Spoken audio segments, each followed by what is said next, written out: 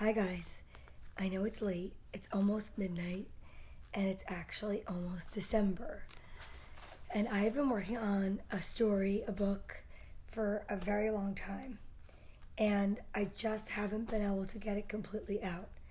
So I'm starting my New Year's resolution early this year, or as you might want to call it, my New Year's challenge. So every year I do something called a New Year's challenge or New Year. And basically what it is I challenge myself to something. And one year I did the year of education. Another year I did a year of starting to go out there and challenge myself to do stand-up, which I did. This year it's going to be to actually write this book. So why am I here at like almost midnight, or maybe it's midnight now, talking to whoever is watching, including my cousin, hi, and Bonnie, and I can't even see. Okay, so anyway, I'm not going to get distracted. So this is a story, because it's almost December, like in minutes, of what to do when your child comes to you and asks you about Santa. So it is a kid's book, yes. As a matter of fact, I was with my cousin Lauren, and it was Thanksgiving Eve many years ago. And, you know, you're sitting there and you're having dinner, you're cleaning up, and you just want to sit and have a glass of wine and just relax. And you have little kids, and you're like, please do me a favor. This is the perfect time. Go write your Christmas list. And that was the year that my older daughter came to me and said, Mom, let me ask you a question. Is Santa even real? Is this Santa Claus even real? And I was just like, oh my God, I can't believe we're having this conversation. First of all, I see my cousin just wrote there something on Nash FM this morning. Years ago, and I don't know where the recording is, I got into a discrepancy with Nick Cannon, of all people, because he decided to say during the morning commute to school that Santa wasn't real. And it upset me very much, because the kids are going to school, and it was years ago during the time when a lot of people were out of work. I mean, jobs were few and far between. I had clients that husbands were losing their jobs in the city, and wives and people, mothers, single parents. And I got upset, and I called Nick Cannon, and I actually said to him, you know, how could you say Santa's not real? And he's like, because he's not real, he's not real. I said, do you believe in God? And he said, what? I said, I swear, I said this on the radio. I said, Nick Cannon, do you believe in God? He's like, yeah. I said, have you ever seen him? He's like, no. I said, okay. So then how could you take Santa Claus away from people? You've never seen him. And it was this big thing, and Nick Cannon was like a changed person, and it was pretty incredible. And he said he understood me, and whatever. I'll try to see if I can find the recording. But right now, I am here to help parents that are asked the dreaded question, is there a Santa Claus? Because I really do think I have a pretty good answer. But you have to be open-minded, because it's also for people that believe in something else. Myself, I was raised Catholic. I believe in God. I also believe in the universe as I get older. But this is my story, and this is what I told my daughter. I'm going to share it with you, and then I'm going to force myself this year to finish writing my book about it, so it could be out for next year. The dreaded day that your child comes to you and asks, Mommy, there really is no Santa Claus, right? Well, this is my story, and I'm sharing it because I truly feel that it is so imperative to keep Christmas spirit alive now and always. And I can even, well, I need to also work on my handwriting, but I can even work on those that may have had doubt in the first place. This story. We were sitting around the table, and I said to her, my daughter Carly, go write your Christmas list. I said to her and Courtney.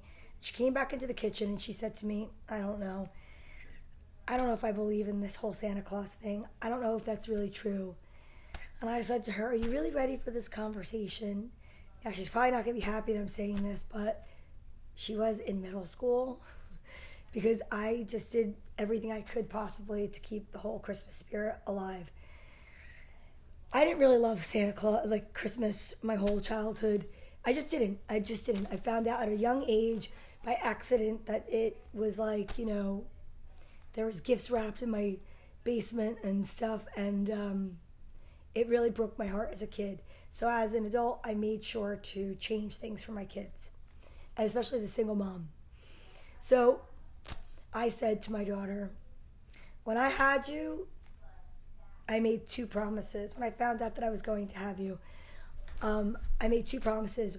One promise was that I was going to instill in you the belief and the faith of God. The other was I was going to teach you and have you believe in Santa Claus. Why? Because to me they're parallel.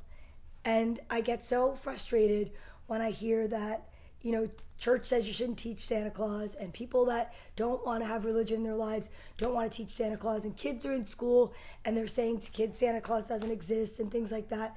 Well, this is my opinion. So I said to my daughter, well, here's what I can tell you. To me, Santa Claus is the easiest way to teach children the belief in faith, the belief in the power of prayer. And I know I'm usually talking about silly things and comedy and stuff, but this is my serious side. And I was talking to a client today at work, and I was telling her the story, and she's like, you should tell other parents, because other parents could probably use this in their arsenal of what to do when their kids ask this question. So I said to her very sincerely, okay, ready? Here it is. To me, believing in Santa Claus and believing in God, you don't see either one, but you have faith in them. To me, writing a Christmas list is a simple form for children to teach them the power of prayer. Not all your prayers are going to be answered. Not all your gifts are going to show up under the tree. But the thing is that you have enough faith to believe that if you write it like an intention, there's an opportunity or a chance that you actually just may receive it. And I said, no, the thing is that it's really challenging because no one likes to talk about faith or talk about religion. But one thing I can tell you for sure, when you're driving around the neighborhood during Christmas time and you see the lights on people's houses and you see the fact that people spend so much time to decorate their home and to light it up, it is one way to show, just like the light that's within people, it's on the outside of your home, and it's a way for people to share, and you could be like, oh, they believe, and it's without even having to say anything.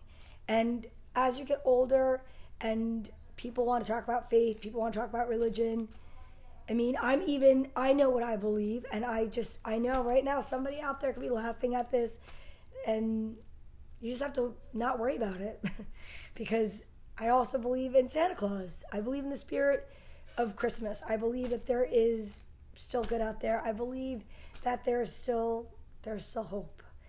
And I do believe that Christmas time, I won't say happy holidays. I say Merry Christmas. It's not that I want to offend people, but if that offends people, I don't know what to tell you. I also say God bless you after somebody sneezes, but I also say thank you and please. It's just the way I was raised. But anyhow, I'm not here to debate that, and I'm not going to tell anybody that what they believe in is not true. It's just what I believe in. So I said to my daughter, look, I said, you could believe in both, and there's room for more than one thing. So I said to her that I was really unprepared for that conversation, but I was just gonna tell her what was coming from my heart. And it's so hard when your children say to you, is there really a Santa Claus or not? But again, this is how I handled it. And I treated the whole Santa's helper thing as more of a way to say to her, listen, it's our job to go and to keep the spirit alive for other people, and especially your younger sister.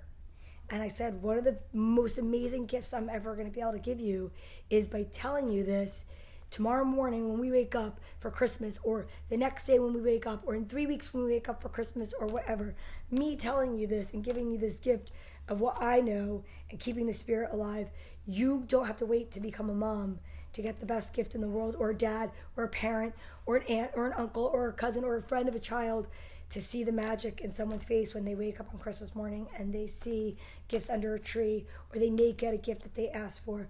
Because when you help to keep that spirit alive for other people, and then you do see it, it's the most amazing thing in the world. I don't know. That's just what this is what I believe. I'm not converting anybody. I'm not, usually, like I said, I'm out here doing comedy and making people laugh. But I just feel it's so important to talk about this subject, because I also do believe that when you fall asleep, mom and dad, and you forget to put the money from the tooth fairy under the pillow, a really good trick when the kids are hunting for the change or whatever it is you put under their pillow, just go wrap the toothbrush stem with $1 bill. And then when your kid is like, I don't get it, there's no money here. I mean, as a single mom, and I've definitely fallen asleep all too many times when I was supposed to be the tooth fairy, and I would definitely run in, wrap $1 bill around the stem of the toothbrush, and basically say to them, see that? The tooth fairy wanted to make sure you're brushing your teeth and that you weren't losing your teeth because they were rotting out of your head. You're welcome. And so, I mean, I'm not articulating this as well as I wrote it, but I hope it's making sense to some people out there. I don't know. But anyway, to teach her about Santa and the Christmas spirit was just the natural way to bridge the gap, if you will. I wrote a lot of pages on this, huh?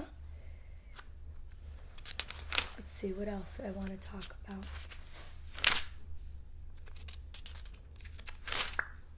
Oh, yeah. There's just a lot of different connections to it for me anyway.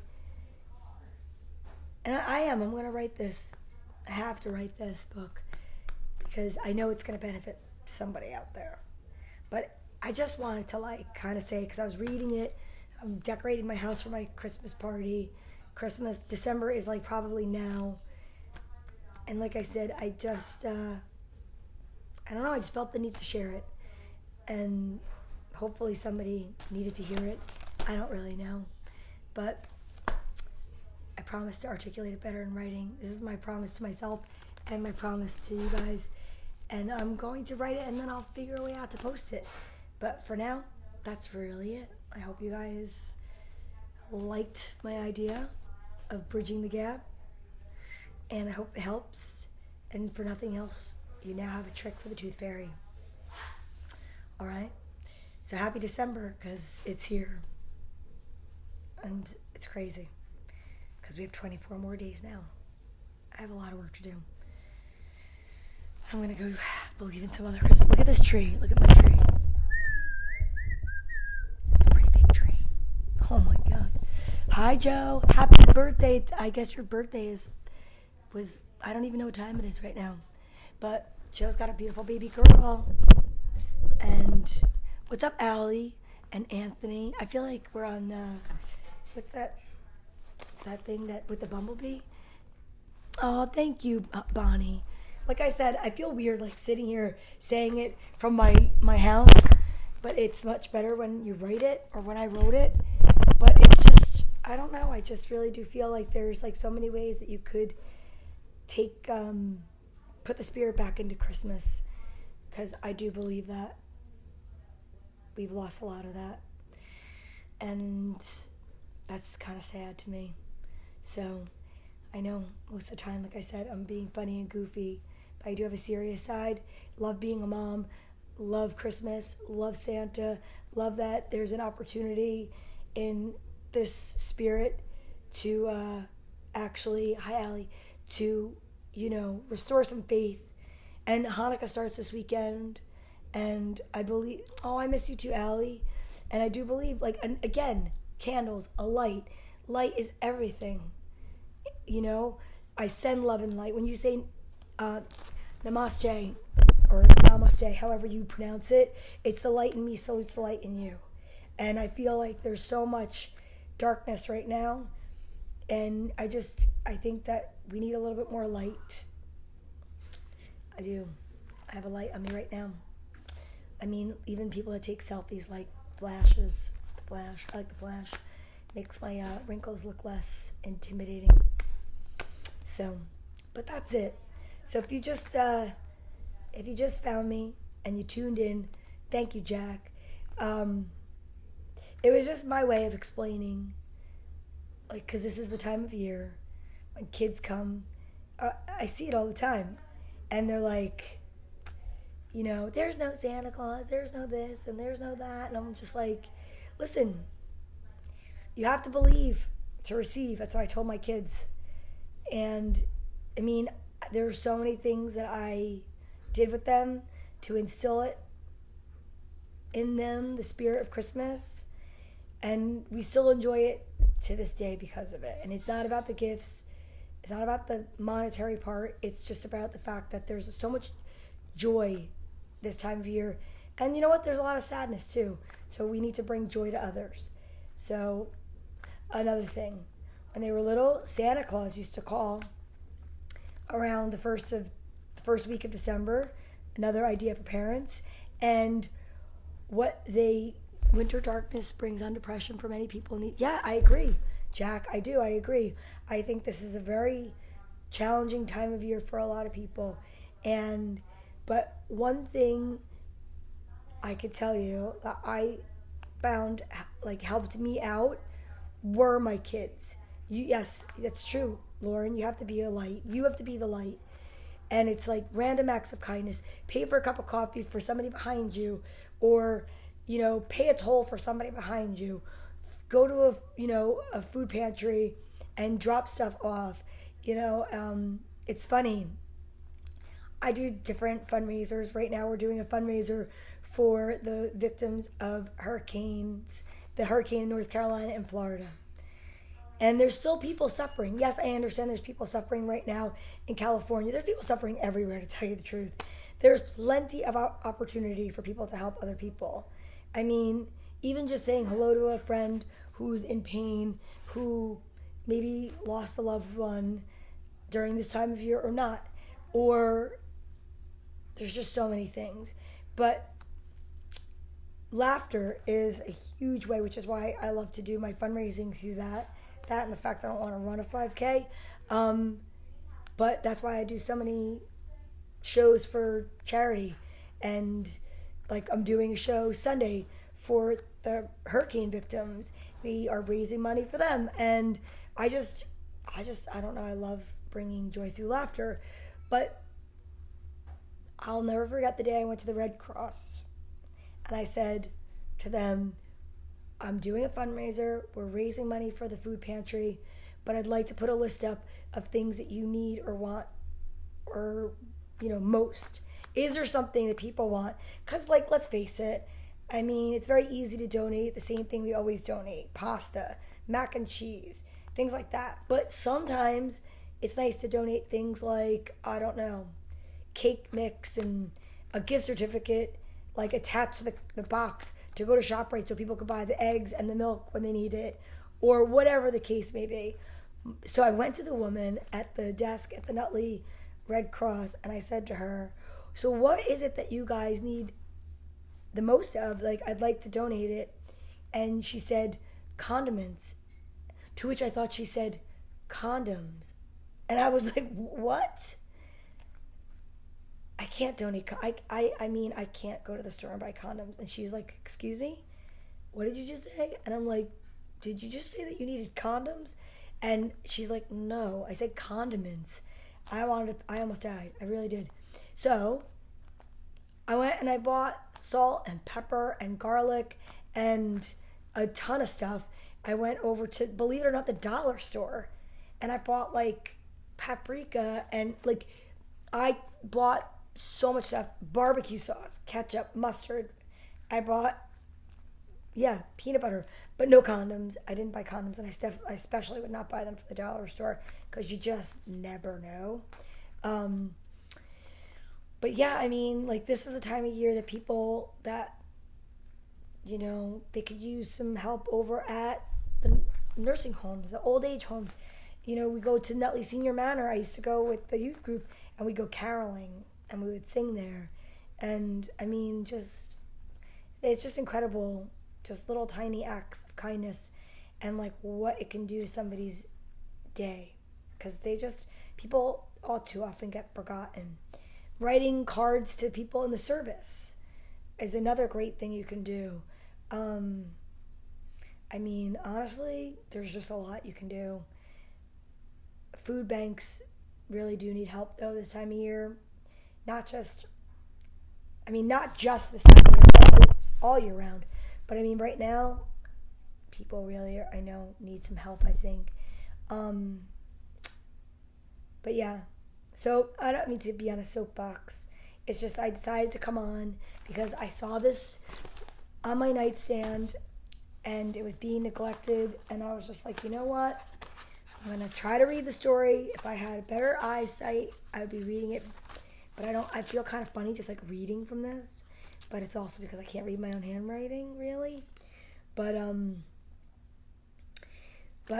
yeah, when I found out the first time I was going to be a mom, I just knew that, what's up, Philip, that I had to teach my kids about Santa, and I wanted to teach them about faith and God.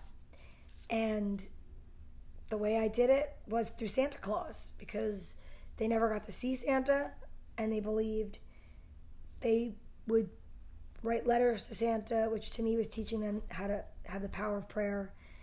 And then, like I said, also I taught them charity from a young age. Santa Claus would call, and basically it was my improv, and it went a little something like this. I'll show you. Wait a minute.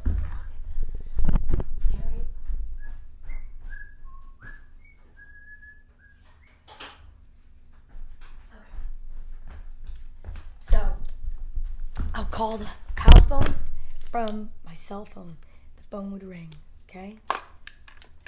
Oh, hey, Santa. Oh, my God, it's you. Oh, I love when you call me. How are you doing? Oh, my God. Kids, it's Santa. I know. So what's going on? Oh, I know. They're talking about it. But I know they want so much stuff. Oh, wait, what? Oh, hold on. He said he sees all the stuff that's under your bed that you asked for last year that you haven't played with. Okay, and what do you want me to have him do with it? Oh, that's a great idea. Oh, all right. Hold on a second. Oh, tell Mrs. Claus I said hi. I hear her in the background. Uh-huh. Oh, what kind of cookies did you want this year? Oh, you want the sugar cookies? Uh-huh. Oh, yeah, definitely. Okay. Hold on. Santa said he's going to be making a dry run. He wants to see how the trade winds are. He's going to be coming over the house, and he's going to be picking up stuff because there's kids in different areas, and the elves just can't keep up with everything. Uh-huh. Yeah, I'll tell them. Okay. Oh, all right. Sounds good. All right, Santa. Talk to you soon. Okay. Yep, give her my love. Okay, bye-bye. So anyway, that's what I would do. And basically, my kids would be like, sitting there, like, listening to everything I said. And then I would say to them that Santa and Mrs. Claus are going to be swinging by to pick up anything that they might have that they're not playing with, because the elves take them and refurbish them and they give them to other kids. And that's what happens. Like, you recycle bottles, toys are recycled too. And then, if you make room from your room, from the stuff you're not playing with from last year, then and only then will he bring new stuff for this year. And I'm telling you, I remember they'd be finding the pieces to puzzles, finding the pieces to games. They would be wiping off dolls' faces and brushing their hair. Sometimes they'd actually find that, oh my God, I forgot how much I really love this toy. Or they would package it and they would give it to me, and we would, we'd give it back to Santa. And that's how Santa would recycle stuff. Because, they even run out of stuff in the North Pole sometimes. Okay? It backfired once, and only once. I'm going to tell you how it backfired just so you're prepared. The way it backfired was my kids were pretty good kids. I'm not going to lie. They were so polite that they didn't even fight in front of me. They would fight behind my back. I heard that their favorite move was the Indian burn. And yeah, that was pretty much what I found out years later.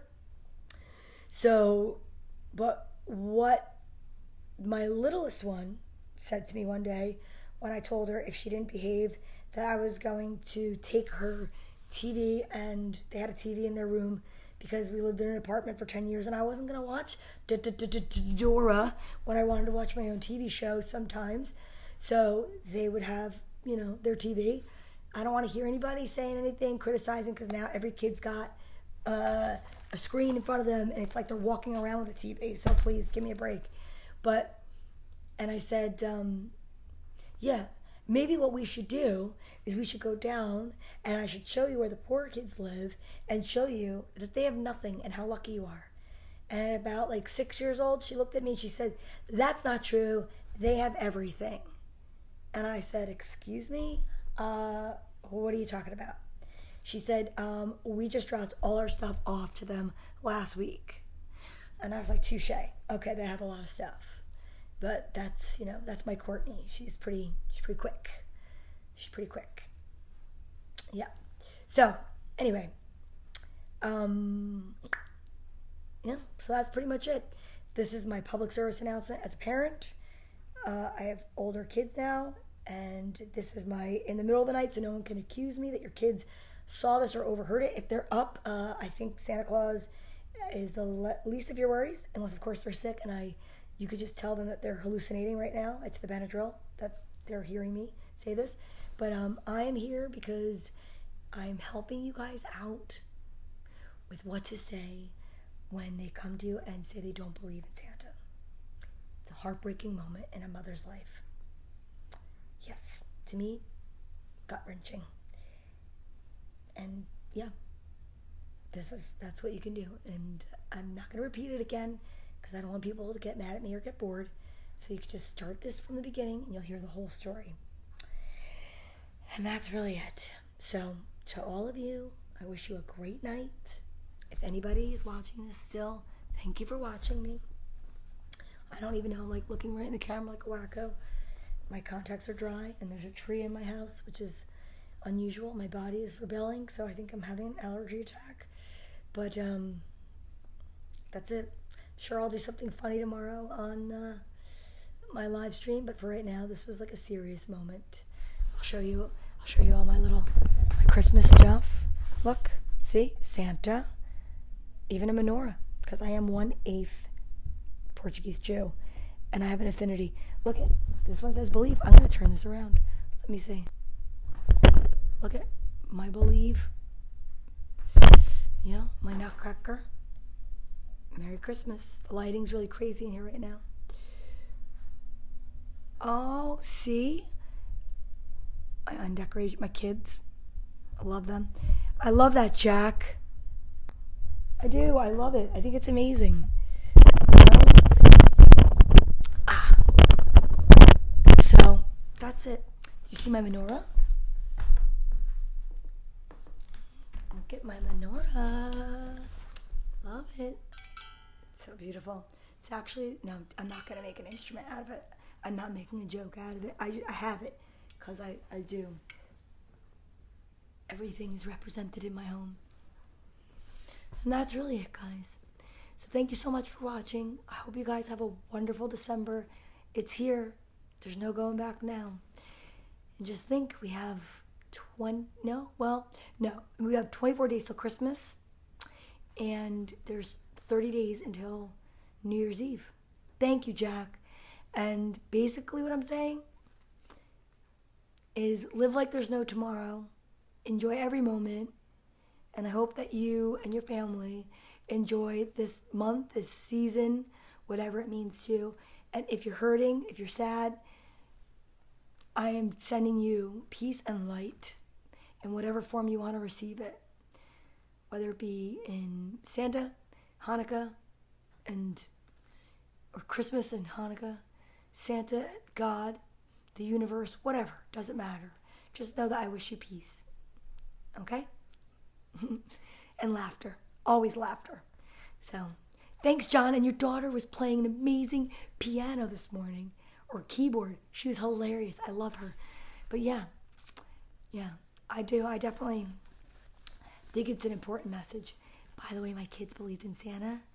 My oldest believed until 7th grade, and my youngest, I had to tell her in 8th grade. She probably is going to be mad at me for telling that. I don't care.